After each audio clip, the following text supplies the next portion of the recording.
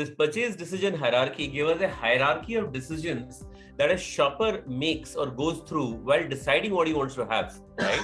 And we realized that right at top of the funnel was essentially the choice of category. So the first decision the consumer tends to make is, do I want to buy mithai or dry fruits this time? Or do I want to buy chocolates or say a salty snacks pack? That's the first decision that the consumer makes in Diwali. The second decision that the consumer makes is the budget. Am I looking at something which is a tag-along gift of say 100, 150 bucks? Or is it the main gift maybe at say 500 or 600 bucks, right? The third decision that the consumer makes is then, about saying that, how prestigious does it feel? Is it large? Is it short? How does it fit in my hand? Finally, it comes down to maybe the exact kind of chocolates within the pack, and then into the shape, size, and color. So the point was not just the answers that research gave us, but also how did we choose to understand and interpret those results. So we said that, if the consumer does not even care about, shape, size, and color and various kinds of chocolate, then why are we wasting our time providing all of that? And believe you me, over the 4 years that I managed the brand, we actually reduced the number of SKUs from 24 SKUs to just 6 SKUs. One at each price point, very sharply defined, with a very clear hierarchy of decisions, saying that at 200, all we can give is a shape. At 300, all we can give is a window. At 400, all we can give is a substrate. And at 600, you can all give is size and shape, right? So, it's not just about asking the right questions, but then having the confidence to sell that story to the rest of the organization. And that can really simplify your life and really be a game changer. I mean, who would have thought? I mean, it's the common myth to say that in gifting, all that matters is novelty, choice, range, right? And if there's a marketer that say that I doubled my brand by cutting SKUs, it sounds very counterintuitive. Yeah. Now, the second example that I want to give is that of qualitative research, which is really the, where the laddering technique comes in. Yeah. Now, when we were in this journey and, we had really started stagnating, we had something that we used to call a usage and attitude study, UNA, which used to be done every year. And the UNA showed us that, the brand had been in existence for 15 years. So the first phase of growth was simply more awareness, more growth. This was again for the same brand? Same brand, Cadbury. Yeah. Okay. So for around 15 years, initially more awareness, more growth. From after that, more awareness to more trial, more growth. So those two phases were done. And then in 2001, 2002 or 2003, we had even used Amitabh Bachchan. So now awareness was 100%. Everybody in the market had at least bought it once. So a degree of trial had already happened. But we had this large base of consumers called aware non-purchasers. 60% of our consumers were aware non-purchasers. They had purchased this brand once in the last 2 years, but this time in Diwali, they did not buy it. And we would go out there and speak to them and say, what's the problem? I mean, it's a great gift. Why aren't you buying it? So is it that it's not relevant? Are you thinking mithai should be there? Why are you not buying our chocolates? So they simply said that, I just didn't think about it. I mean, it's not rocket science. I just didn't think about it. And I just didn't think about it is not an answer that a marketer wants, right? Because you don't know how to solve for it. So there was this vision that, my boss at that point in time said, saying that, can we get Cadbury celebrations to own the spirit of Diwali, right? And that was a fascinating brief to be given to me as a marketer to say that, okay, I understand the business issue. The business issue is the fact that I'm not growing. I understand the marketing task. Marketing task is to convert my aware non-purchasers. I also understand the consumer-ish challenge. The consumer challenge is how do I get aware non-purchasers to think about celebrations? But that also comes up with the marketing approach or the strategy. And the strategy was the fact that we wanted to own the spirit of Diwali. Now, understand any large fuzzy problem for marketing starts from the consumer and not from your product necessarily. Yes. Right? It has to start from what's going on in the consumer's life and his world, which is why the laddering technique is so useful. And we would have this system of, in a structured manner, doing this qualitative research, which we used to call the ALICE process. Okay, ALICE is an acronym which stands for Align, Leverage, Immerse, Connect, and Evaluate. So in the Align portion, we will all agree onto the marketing problem, the business problem, the consumer strategy. And then we will do leverage. Leverage is essentially about going through all reams of existing data available on this category or the adjacent. In the immerse section, we'll go out there and meet consumers in their own habitat. So how do you make consumers comfortable where they are rather than doing a formal questionnaire survey? have about say 10 participants for that workshop. Each participant has to bring in 50 observations. So you have 500 observations which you paste on the walls. Now the important part about these observations are these are observations and they are not interpretations.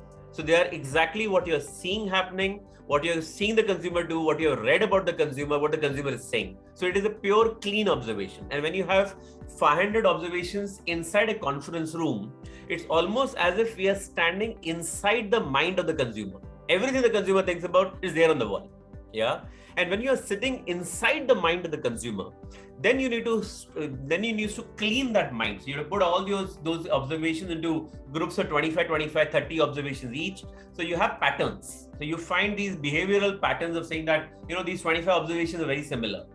And then in these patterns which you observe, then you do the 5 whys, where you try to peel the layers of the onion. Okay, what we are observing is this. Why is that happening? This is why this is happening. You keep peeling the layers of the onion deeper, and that's when you come up with an insight. Now, what is also fascinating is when you have this journey of first-hand going out there and meeting consumers, a lot of what you experience there is what fuels the whys. The whys are not just coming out of my mind. The whys are coming out of what we have experienced in this process. Yeah. And I still remember that aha moment, that moment where we probably got a handle on how are we going to own the spirit of Diwali, or what does the consumer really care about, is when we decided this time we're going to go out there and meet consumers not just in Bombay, Delhi, but also in Bareilly, Rajkot and smaller towns. And when we went there and met consumers in these 2 areas, when we went and we said all observations will be done inside the home of the consumer where the consumer is comfortable. So in Bombay and Delhi, we sat with these guys in their house and they said, we are the glue of the society. Come Diwali, we are the ones who, take collections, we buy the crackers, we put the house. But it still felt very much on the surface, because we were like, do you really know these people? And they said, we don't really know them.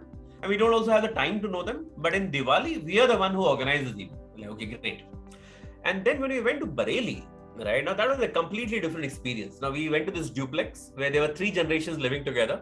So there were the children, there were the husband and wife, there were their parents, and below the house would be the landlord. So I remember this guy, making the statement saying that, my sons and my landlord's sons go to school together.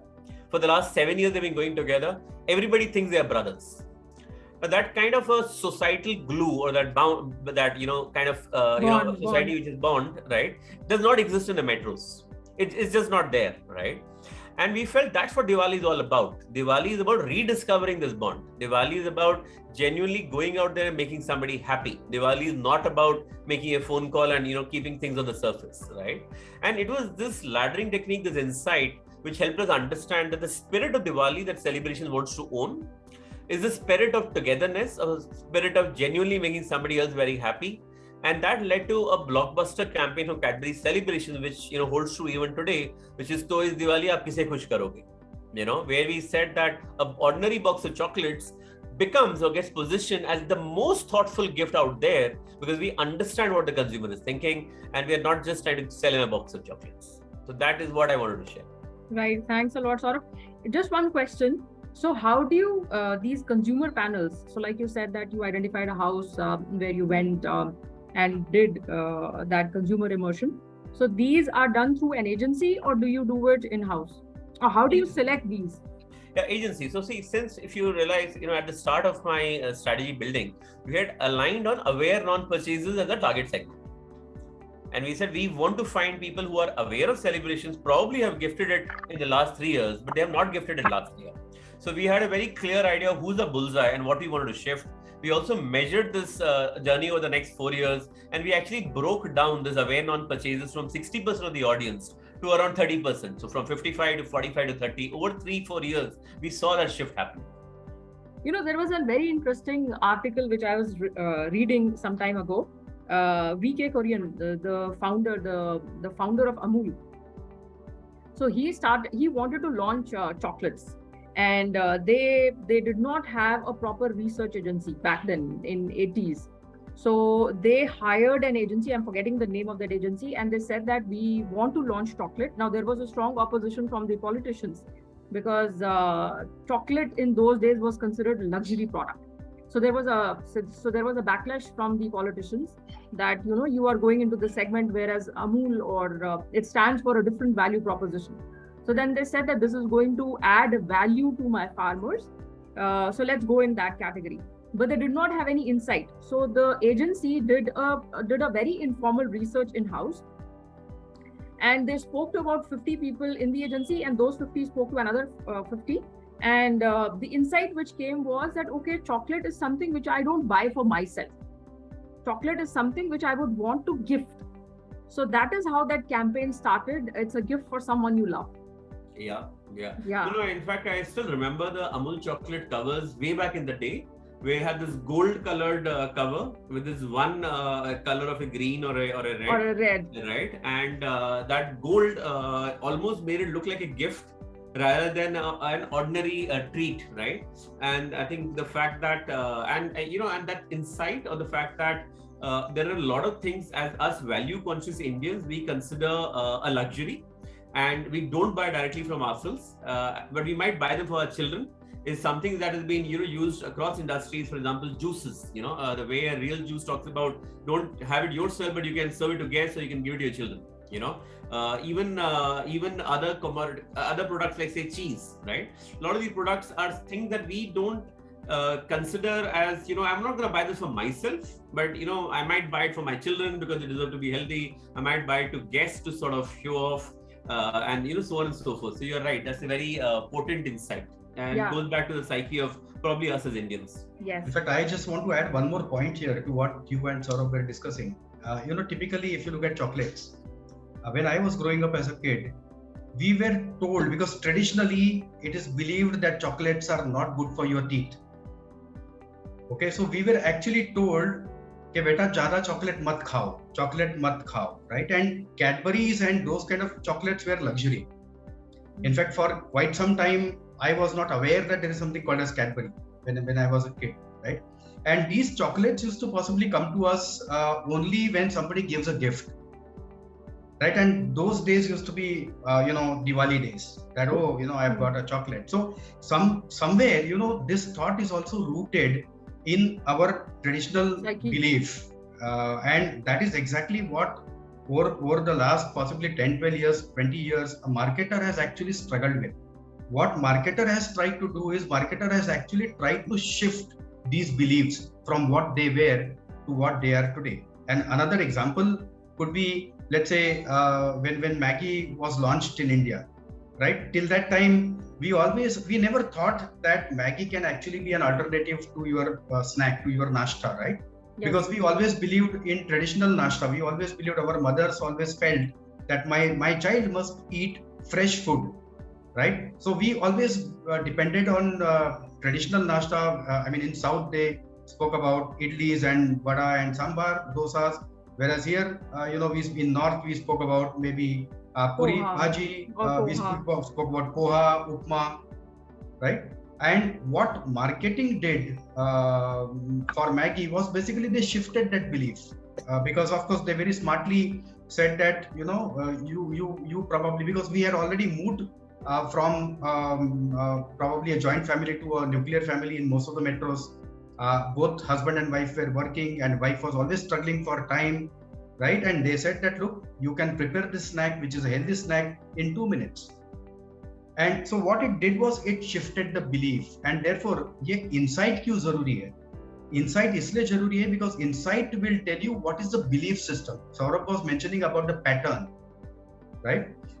Belief system. What is the belief system? And then as a marketer, if I have understood that belief system really well, then I'll be able to strategize in terms of how do I shift belief to what is convenient to me, to what is convenient to my product. To the product. Yeah, and going back to what you just said and what Saurabh said, and going back to the laddering technique again.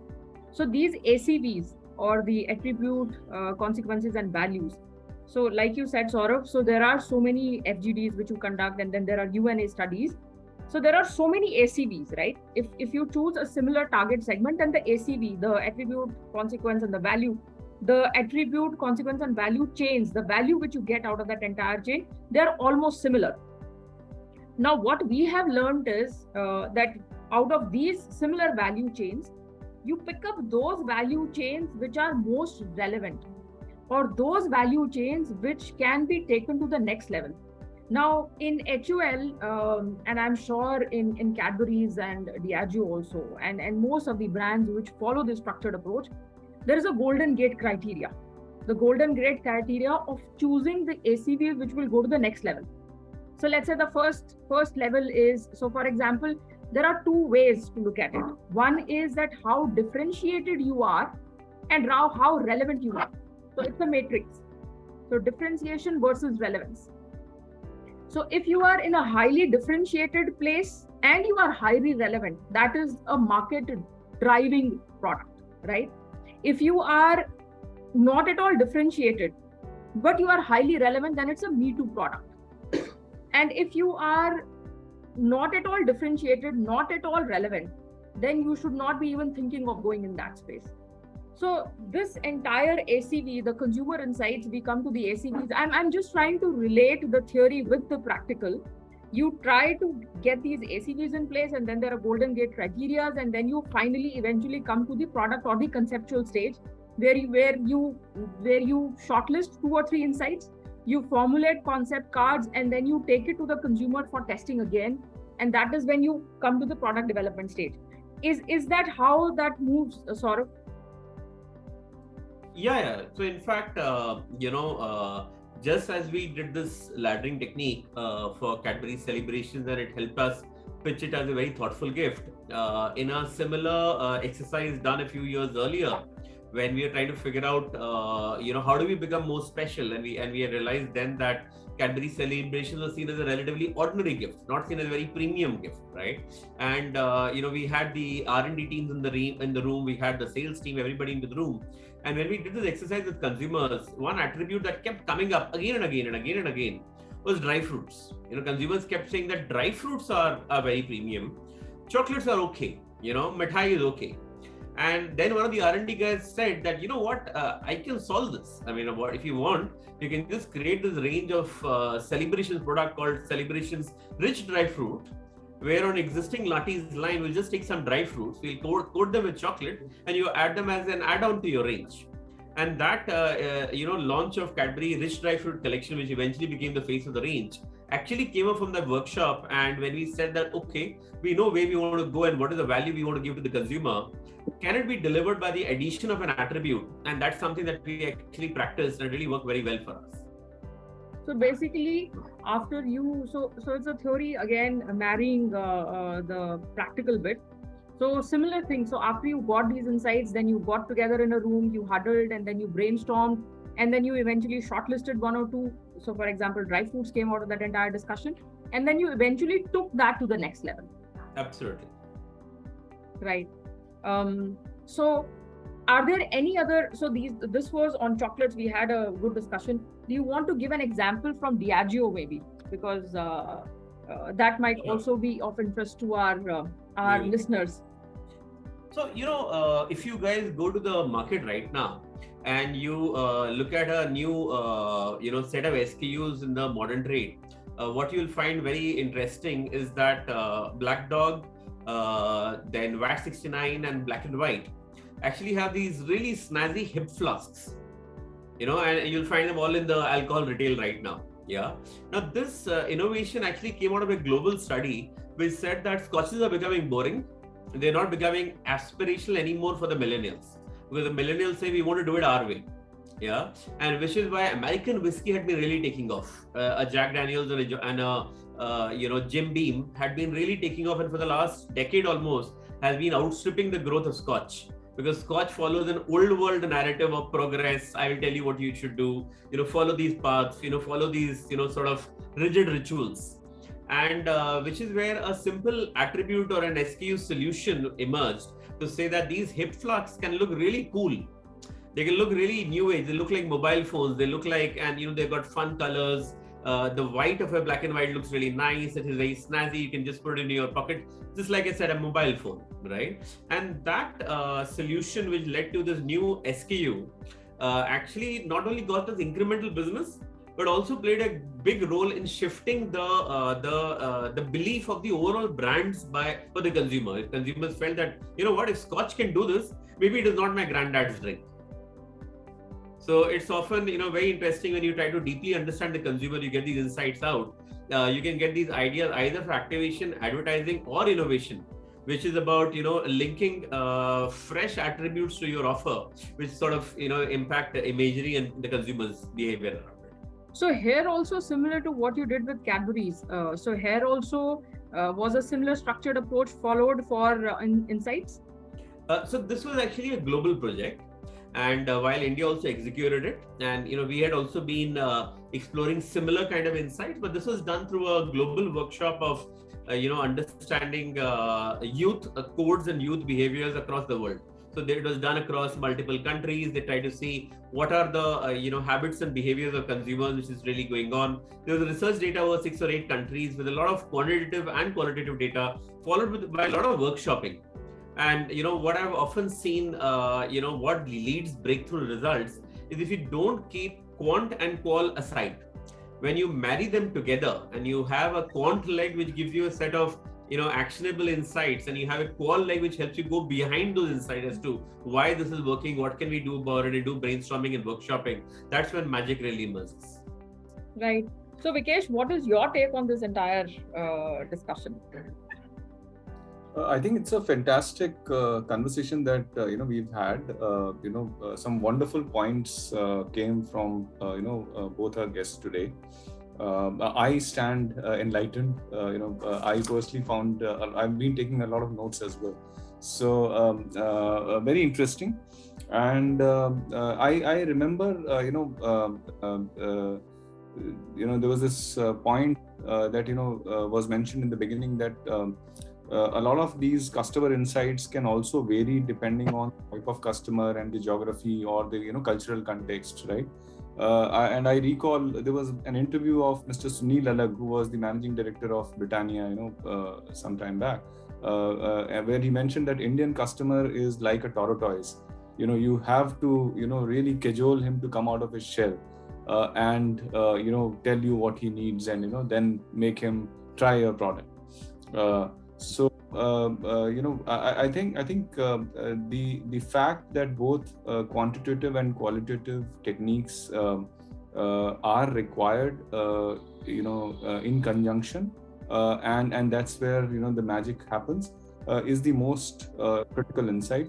I think out of my own personal experiences as well, I think you just can't rely on one single method or technique. You have to have systems where you are getting the customer's reactions and observations in real settings. Customers also have a habit of telling you answers that they think will please you, right? And that's where a smart marketer's intelligence lies in figuring out that in kind of separating wheat from chaff, and asking those right questions and getting in the mind. And then distilling that wisdom out, that this is precisely what actually we need to be able to then take back to the product or other teams. So very, very useful set of conversations. I think a lot of questions that I had in mind have already been covered in the discussion, so I don't want to kind of repeat them. And if there's any other question that you have, Harpreet, you can take it on. Just one small thing that I wanted to ask both our guests, and I know that we are kind of almost there on time, so would request you to share your wisdom on this, that while we understand that insights and research is critical and important, there are different types of organizations and businesses which require them, right? A lot of them, and I'm purely thinking from a startup, a freelancer perspective. What would you recommend for such category of entrepreneurs? That what would be the best, most frugal ways or techniques that they can lean on, to still capture the most critical insights that they need for their business. So businesses which may not have access to large marketing budgets, or who may not be able to hire agencies and do truckloads of research and surveys, but what can be done quickly, smartly, in a cost-effective way? Would you want to go first? Because there's always a risk of an academician speaking and taking a lot of time. Okay, let me go first, and then Dr. Parag, you can sort of end it. Okay. In fact, interestingly, the book that I've penned, and hopefully we should have it out in the next 6 months, would actually solve for exactly this. Because I've exactly written a book for entrepreneurs, and the book is called The Practical Marketeer, which will essentially be a 150-page book and walk people right from how do you build your business and category strategy right towards the execution of your packaging, advertising, and all of the goals. But to cut a long story short, see, the basics of marketing don't change, right? Segmentation, targeting, positioning, and that's at the heart of it. So and segmentation essentially emerges by meeting consumers. So whenever I speak to friends of mine who are entrepreneurs or people who reach out to me through LinkedIn for some advice, I often go and tell them that first meet consumers before you do anything else. Just meet consumers. You have a database of people who are purchasing your stuff, right? Just go out there, spend a few hours with them, as you can find that time. Could be over a coffee, it could be over a home call. But if you really sit with consumers, and the focus is less on understanding your product, because one of the things as an FMCG marketer that I've always noticed is that consumers don't really care about our brands, but what marketers need to care about is the consumers. And if we go out there and we spend some time with the consumers, we understand their motivations and what is it that has really spurred on to make this purchase beyond the normal, and why what is it that drives loyalty towards our repeat usage? What is those few attributes about our product that they find probably differentiated? That is what helps us understand that why are these consumers coming in, what's my targeting, how do I fine tune my targeting, and finally what's my positioning. And positioning is essentially nothing but adding a few layers on top of that slight sliver of differentiation that you have versus any other offer out there in the market. And if you can really solve this out, I feel that a lot can be achieved without much formal research. I think being an academician, I would like to get a little bit into the philosophy of this. Saurabh very rightly mentioned about almost a formula for a startup. But what is a philosophy? So philosophically, they say that whatever is inside is something that is outside. Right? जो पिंड में है वही ब्रह्मांड में है. Right? Now interpret it for a marketer. And Steve Jobs in one of his interviews had said that if I'm convinced about a particular product myself, then I'm sure my consumer is also going to like it. My customer is also going to like it. Now the question is that if you are a startup entrepreneur, are you yourself clear what you want to do? Right? We will not even get into the why of it. Why do you want to do what you want to do? Which is what our friend Simon Sinek asks. Right? But what is it that you want to serve? What problem are you trying to really solve? Are you clear about that problem? And I have seen, because I have been a part of some of these startups, most of which failed. Okay, the reason was that they were not really clear about what is the problem they are trying to solve. Right? And if they were to imagine themselves in the consumer's shoes, would they really go to this particular company to solve their problem? Do they really have that problem? That's the question. So I think today, of course, getting into a startup is very fashionable. So everybody is trying, and there's a compulsion also, because a lot of people are losing their jobs left, right, and center, and something needs to be done. There's a ecosystem which is being made for entrepreneurs. Fantastic. But the point is that if you are absolutely convinced about the problem that you're trying to solve and the way in which you're trying to solve that problem, I think there will be takers. Right? The problem is, we are not very sure as a startup entrepreneur, what is it that I'm trying to do? So by and large, you will see that a lot of startups are actually in the process of trial and error. If this works, great. If this doesn't work, okay, fine, I have got a plan B. If plan B doesn't work, I have a plan C, and by that time my parents will tell me, okay, enough, now get into a job.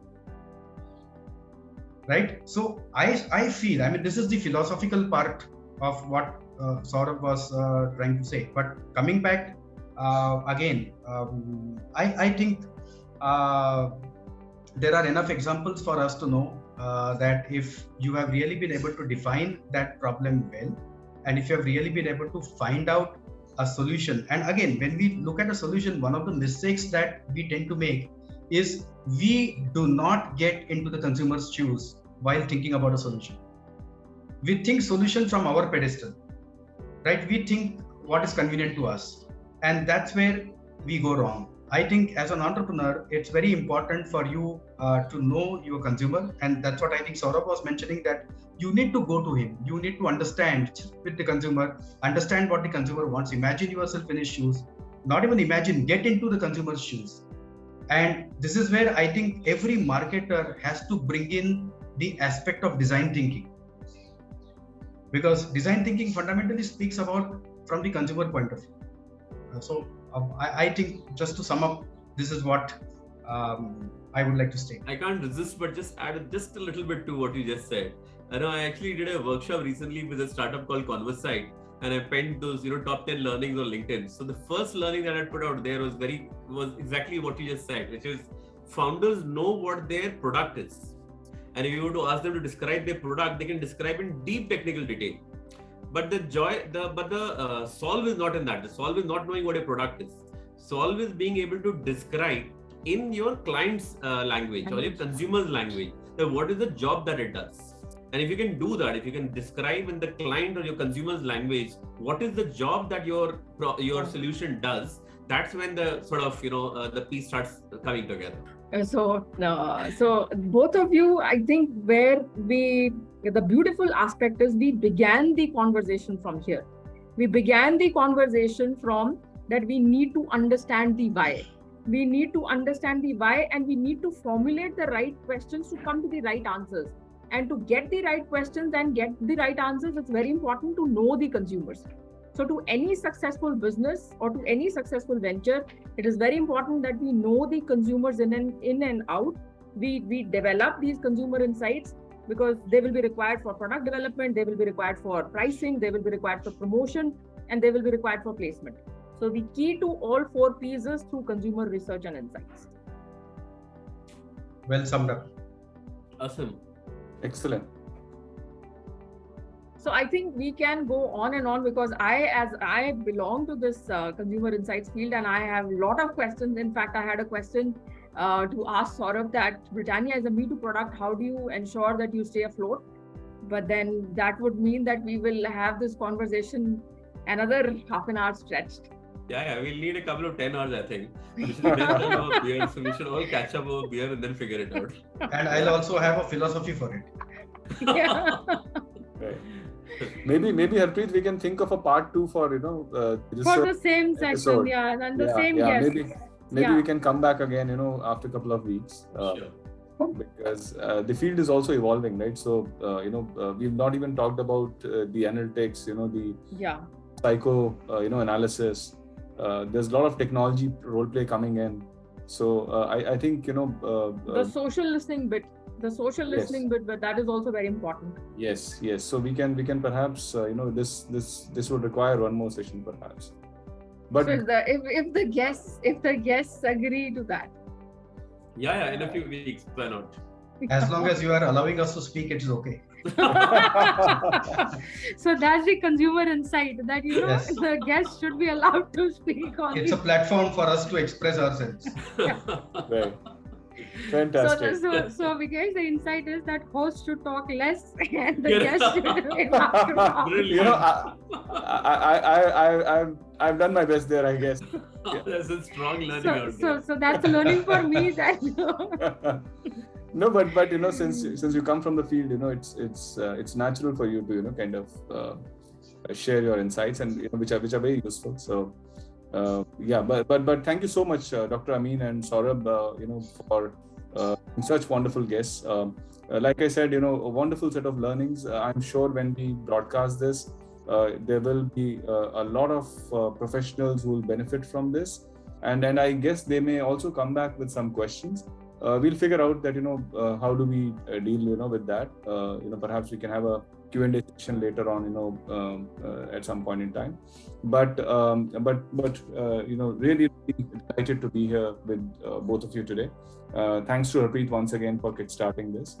And we probably will start rolling out these once we have a couple of initial episodes ready. And from there on, we will also let you know when we are rolling these out, so that you could also perhaps share this in your network and let people who may need or benefit from such advice or such sessions to take a look at it. So thank you. Yeah. Sure. Absolutely. Thanks, Diegeo. And just on the spot thinking, like you said, that there might be other questions in case this becomes popular. So we might ask you guys to do a live session wherein we can ask the audience to shoot live questions. Yeah, we'll give autographs as well. Absolutely. And I'm sure this will be very successful. Sure. Thank you. So like your name says Ameen, so I will say Ameen. Ameen. Amen. Right. All right. Thank you, guys. Great Sure. fun. Thanks a lot, All right. guys. Thank you very It much. was very nice, and have a lovely rest of the day. You too. Thank you so much. Sure. Thank Take you. care. Thank you. Bye. Bye. Bye. Bye. Bye, guys. Bye. Bye. Bye. Bye. Bye. So thank you for watching.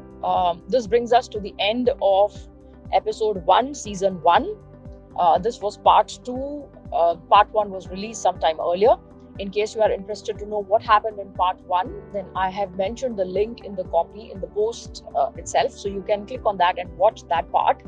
In this particular episode, with the industry expert such as Saurabh and the academics, Dr. Parag Amin, we have explored different aspects of consumer insights. What are consumer insights? Why are they important? What are the different techniques? We spoke about laddering technique, which are deployed to get these insights. How is it done in the industry? So Saurabh gave a very good examples there to understand the concept. And the key takeaways can be that consumer insights are very much required in case you want to develop a product for the pricing strategy, for the promotion and the placement strategy. We are very excited to bring more such marketing concepts to you for all the marketing enthusiasts. If you like the content, do like, share and comment, and share it with a wider audience for their benefit. And stay in touch by subscribing to our YouTube channel, following us, and we will be more than happy to bring more such informative content at Marketing Demystified.